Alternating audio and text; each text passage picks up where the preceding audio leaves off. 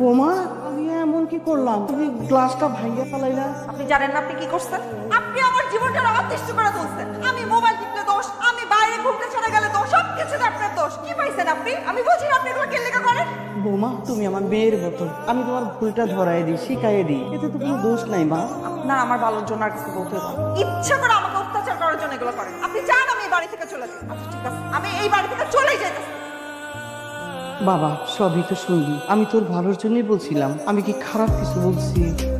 ও আসলে আমার বুঝতে পারে নাই, তাই রাগ করে চলে গেছে। তুই যা গিয়ে ওরে বুঝাই শুনে সুন্দর করে নিয়ে আয় আবার। তুমি বললেই তো আমার মেয়েটার আমি যাইতে দিতে পারি না। কেউ কি চায় নিজের মায়ের আগুনে ঝাঁপ দিতে? আমি তো চাবো না। আম্মা এখন একসাথে থাকতে গেলে নানান রকম ঝামেলা পড়ে, এটাই স্বাভাবিক। মারিয়া তুমিও করছো, আমাদের বাড়ি থেকে বের হয়ে আসার আগে অ্যাটলিস্ট আমাকে ফোন দেওয়া উচিত। চলো ব্যাগ গুছাও, বাইরে চলো, কি করে চলো মানে তুমি জানো ওই বাড়িতে আমার সাথে কি কি হয়? তুমি তো আমার সাথে 2 দিন আসো, বাকি 28 দিন তোমার মা আমার সাথে কি কি করে তুমি জানো? ওই বাড়িতে আমি আর যাবো না। যাবো না? সংসার করবো না? আমার সাথে যদি সংসার করতে হয় তাহলে ঢাকায় আমাকে নিয়ে আলাদা বাসা নিতে হবে, আদারওয়াইজ আমি তোমার সাথে যাবো। যদি থাকতে হয় তোমার সাথে থাকবে, আর যদি থাকতে না পারে বাপের বাড়ি থাকবে। বাবারে তোর বউ যদি বাপের বাড়ি থাকে তাহলে তো পাড়াপড়শি ভালো কইব না, তোর চাচারাই তো তোরে সবার আগে মন্দ কইব। বাবা তুই জিদ করিস না, বউ যদি তোরে নিয়ে আলাদা বাসায় থাকতে চায় তুই তাই থাক। যদি আমার আলাদা বাসা নিতে হয় আমি তোমার নিয়ে আসবো। আমি মা হিসাবে তোরে অনুরোধ করি, তুই বউরে নিয়ে আলাদা বাসা নিয়ে থাক। আমি চাই তোরা সুখে থাক বাবা। আচ্ছা শোনো না, আব্বা আম্মার জন্য না অনেক মন খারাপ হইতেছে। আব্বা আম্মা তো আমাদের সবকিছু এত সুন্দর করে সাজাই দিল, তোমার কি মনে হয় তাদেরকে একবার আসতে বলা উচিত? আসতে বলো মানে কি? আমি বলবো কেন? তুমি তাদের একমাত্র মেয়ের জামাই না? তোমার কোনো দায়িত্ব নেই? তুমি ফোন করো, ফোন দাও। আসসালামু আলাইকুম, বাবা ভালো আছেন? হ্যাঁ বাবা ভালো আছি, তুমি কেমন আছো?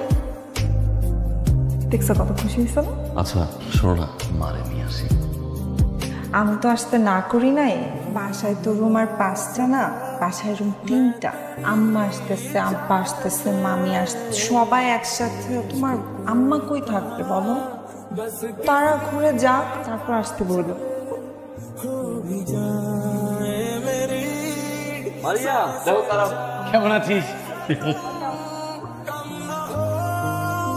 শোনো মারিয়া, টাকা পয়সা বেশি বেশি করে সেভ করবা, একদম বেশি খরচা করতে হবে। সেভিংস করবো কেমন? মাসের 20 তারিখে স্যালারি টাকা সব শেষ হয়ে যায়। দেখ শেষ হয় না শেষ করে, আমার তো মনে হয় মায়ের দিয়ে আসে।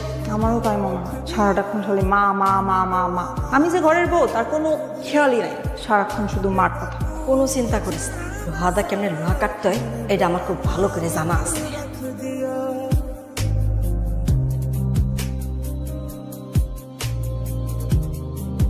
আমাকে কেমন লাগছে? ভালো। বলো তো এত সুন্দর করে কেন সাজছি? Happy anniversary. আমার জীবনে যত সুখ, যত শান্তি, সবকিছু তো। আমি প্রেগনেন্ট, তুমি ভালো হচ্ছে? পান করছো? তুমি বাবা হচ্ছে। প্রমিস? বউকে জানাইছো? আব্বা আমাকে জানিস মাকে? না মনে ছিল না। আমি জানাচ্ছি। কি জানাবো তুমি? না আমার তো শরীরটা খারাপ, ভাবছিলাম যে কালকে বাইরে যাবো, একসাথে যাবো তুমি আর আমি, তারপরে মাকে বলবো, মা অনেক খুশি হবে। মা তো যেতে পারবো না। আম্মু আমাকে ফোন করে কি বলছে জানো? এই সময় নাকি এত নড়াচড়া করতে হয়, আর লং জার্নিতে একদমই করা যাবে না। তুমি যাও প্লিজ। আমি যাচ্ছি আম্মা। মা আমার বাবা আইছে, আমার বাবা আইছে, আমার বাবা আইছে। বাবা কেমন আছিস বাবা? আচ্ছা তুই হঠাৎ করে এসে বললি, আমার একটু খবর দিবি না? আমি একটু ভালো মন্দ কিছু রাঁধতে রাখতাম তোর লাগি। ভালো মন্দ যে কিছু রাখবা এই জন্যই খবর দিইনি। মা তুই দাদি হইতেছ। তোমা কি কস? আমি দাদি হইতেছি? মা আলহামদুলিল্লাহ। তোমার কি কোনো আক্কেল বুদ্ধির কিচ্ছু নাই? আমার মেয়েটা অসুস্থ, এই অবস্থা তারা রেখা তুমি কিনা বাড়িতে গেছো? তোমার মা তো মরে যায়নি, মরে গেছে, তোমার এক্ষণে বাড়িতে যেতে হবো। শোনো আমি যা বলি তুমি তাই করো। তুমি এক্ষণে ঢাকায় আমার মেয়ের কাছে, তোমার মার কাছে তোমার থাকতেই পারো, যা বলতেছি তুমি তাই শোনো। কাশি হলো ভালো না, পাইসা সৌরভ ডাক্তার। আমি কালকে গেলাম আমার ঢাকা চলো, এবং চেক আপ যা আছে বড় ডাক্তার আমি দেখিয়ে দিচ্ছি। আরে এমন কিছু হয় নাই, ভালো হয়ে যাবো আমি। এই তোমার কি কোনো কাণ্ড জ্ঞান না? মেয়েটা আমার পোয়াতি, বাড়িতে একা, মাটি যদি ডবায় একটা দুর্ঘটনা ঘটে। ওসব বাদ দাও, পরিবারের প্রতি দায়িত্ব কর্ম বাদ দাও, তাড়াতাড়ি তুমি ঢাকায় আসো, ঠিক আছে? বাবা আমি তুই কি তুই শহরে যা, আমার কথা চিন্তা করিস না। আসছো তুমি? মা শুভ আছে? আই দাঁড়ো, না এসে উপরে আসছো মানে? কি শুরু করছো তুমি? আমার কাছে গেছি, এতদিন পরে আমি আমার কাছে গেছি। তোর মামার কল, মামির কল, খালার কল, বাবার কল, সমস্যাটা কি? সমস্যাটা বুঝো না। তুমি আমাকে এইরকম একটা সিচুয়েশনে রেখে তোমার বাড়িতে গেছো, তোমার কি মনে হয় আমার ফ্যামিলি মানুষ তোমাকে ফোন দিবে না? কোন সিচুয়েশন রেখে গেছে মারিয়া? তুমি কি 7 মাসের প্রেগনেন্ট? আর 3 মাস হলো তোরা মাত্র কনসিভ করছো তুমি। কোন সিচুয়েশন রাখছি আমি? বলো কোন সিচুয়েশন রাখছি আমি? যা বলছো তাই তো করছি না। তাকে বাসা নিতে বলছি দিছি আমি। ফার্নিচার যা যা লাগবে, সুন্দর বাসা, এত সুন্দর বাসা করছি আমি। আর কোনো জবাব নেই, বাসা করছি না আমি, করছি তো না। তো মামা আসছে, মামি আসছে, বাবা আসছে, আমার কোনো আপত্তি নেই কিন্তু। আমার মা আসছে, তো বড় একটা বাসা নিছি আমি, সেই বাসার ভিতরে আমার মা এখন কত আছে না, অসুস্থ মহিলা সে। আমি গেছি একটা রাত আমার সাথে থাকতে, একটা রাত। বাড়িতে গেছো, সাথে সাথে কান পড়া দিয়ে দিচ্ছে তোমার মাথায় না? আল্লাহ জানে অসুস্থ না কেউ। দাঁত চক্রে মানে আমি না তোমার সাথে আর সংসার করতে চাই না। যেই ছেলে মায়ের কথা চামারের মতো আচরণ করে তার সাথে আর কিছু থাকতে চাই না। আরে থাইকো না তুমি, যাও থাইকো না।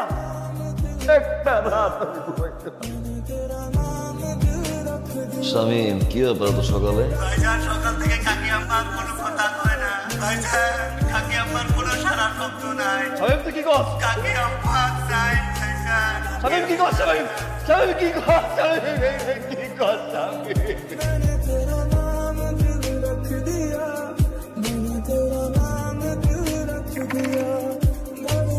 আম্মা কান্না করতেছেন কেন? আমরা কি সারা জীবনের জন্য আমেরিকা যাইতেছি? আব্বা দেখেন কেমন কান্না করতেছে, একটু বুঝান না। আম্মা আব্বা, আপনাদের কি একটা মন খারাপ হয়? আমাদের মন খারাপ হয় না? আর আপনারা তো টেনশন করছেন কেন?